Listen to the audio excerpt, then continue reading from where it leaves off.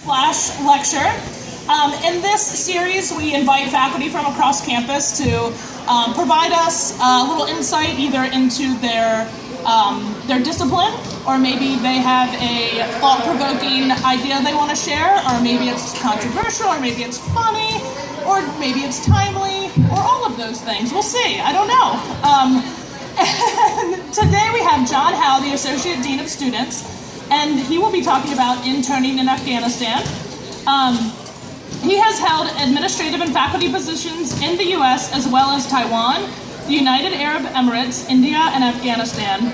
John received his bachelor's in business administration from Angelo State University, his master's in ed from Texas A&M, and his doctorate from Indiana. So without further ado, please chew on a thought as you chew your food, and let's give it over to John Howe. All right, well, thank you much for the invitation to talk to you a little bit about a place that's dear to my heart, Afghanistan. I had a unique opportunity in the spring of 2007. I received an email with a title that said, "Hey," and I read it. It was from my friend Rebecca Carter, who is the registrar and associate, basically serving an associate dean at the American University of Afghanistan in Kabul. She offered me the opportunity to create student affairs functions, and I thought, let's give this a go. Now, before I went, look out for the incoming. Before I went, I'm used to incoming now. Before I went, I did talk to my brother Steve, who's a Special Forces officer, and he was deployed in Afghanistan at the time. And I said, "Steve, what do you think of this opportunity?" He said, "You are a moron." And I went anyways. In my defense, however, I never listened to Steve when we were sharing a room together growing up either. This picture here, I think, is a beautiful place. It's Bandi Amir. It's about 6 connecting lakes in the Bamiyan province of Afghanistan, and probably the most breathtaking place I've ever seen in my life. So I thought I'd kind of walk you through, what does an intern do? Well, the first thing he does is he drinks and he has his coffee, looks out his window and sees his wall and the neighbors walking by. This is Zabi. Zabi was the head of our security detail. Every day that we went to campus, we were escorted by some security members of our campus staff. And like I said, Zabi became a close friend during my summer there in Afghanistan. So ultimately, we would have to take different routes to get to campus each day, because you wouldn't want to exactly have people looking and seeing, okay, it's 7:15, these people are leaving and they're going to their campus. So we varied routes, but this was my favorite one. It was a roundabout created kind of unnaturally through rubble and also this anti-aircraft gun. This was another common scene. If we would take a different route, we'd sometimes go by a market, and this might be what you would most likely expect to see on a trip down a street in Kabul. So this was still a very prevalent view, despite the time of the Taliban being finished. This was our end result destination, however. So this was the administrative and academic building of the American University. Like our campus, they tried to do things to beautify it. Afghans had great pride in their roses, and it was amazing to see these beautiful roses all throughout the city, sometimes next to really rubbled pieces of buildings. Like USD, you weren't allowed to carry guns on campus. Unlike USD, however, their wellness center needed a little bit more work.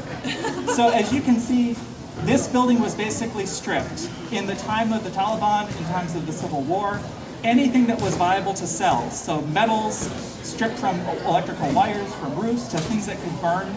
These were some very desperate times in the country, and those are still very much evident there. This building's been completely retrofitted now, and probably doesn't equal on par with our wellness center, but it's quite a facility. This was the Azizi building, which was where my office and the library were located. It's also where I was able to teach a course that summer as well. This is ultimately why I went, however. So the 2 young women here, Nasriya and Balkis, very fundamental in shaping what student leaders are in an Afghan context. And I want to share just a little bit of time with you about what I actually did that summer. So my task was to help create student affairs functions at this newly developed USAID-supported institution in Afghanistan. How do you do that? I had studied higher ed. I was a doctoral student in higher ed administration. They don't teach you how to transfer these thoughts, skills, and ideas into a context that's so very, very vastly different from your own. So what I could do, though, is say, you're student leaders, you figure it out. I'm going to guide you in this process. So what I would do is I'd ask very global questions. What is a leader? What does student government look like? What are you expecting from this situation? And what I would do is I'd give them questions in English and say, go forward, speak in your native tongue, and let's figure this out. And that's what they did. the most exciting day took place. The students, it was a much bigger group than this. So here we have Badi, we have Asif, and we have Miriam. Basically cobbling together different parts of an election for student government. And when they were doing this exercise one day, the debate got extremely heated. And I thought, what is going on? It's all in Dari, I don't understand. I was about ready to intervene, and Badi, who's wearing the short blue sleeve shirt, said to two young men who were very, very passionate, "My brothers, if you had a problem, would you talk to women?" And they were appalled, and they said, "No, we couldn't talk to women about our problems." And he said, "Well, what if we elected only women?" And from that question, they kind of talked about it in Dari again, and came to the conclusion that they would model the Student Government Association off of the Jirga, which is the legislative body of Afghanistan, and apportion seats for females. So it's a really interesting compromise that the students came together by themselves, and we ultimately had the first student election in Afghanistan in about 40 years. So it was a pretty exciting time to be there. It was amazing to be part of these student leaders to help them develop their ideas. And 82% of those people, of the student population, voted in the election. So it's really great to see them so excited about taking part in their student voice. This was our first student government election. Now, as I had said, we did have some female seats that were apportioned, but it turned out in this election not to be necessary. 2 women were elected by their own merits to serve on the student government. They did not like what they were wearing that day and refused to participate in the picture, however. So the archives will not reflect their participation in the first meeting. With that said, though, I did want to say it's been a rough weekend. You can look at the events that were taking place globally and hear about the bombings in Lebanon. You can hear about the attack in Paris. And I think if we focus on those things, we can really see the gloom.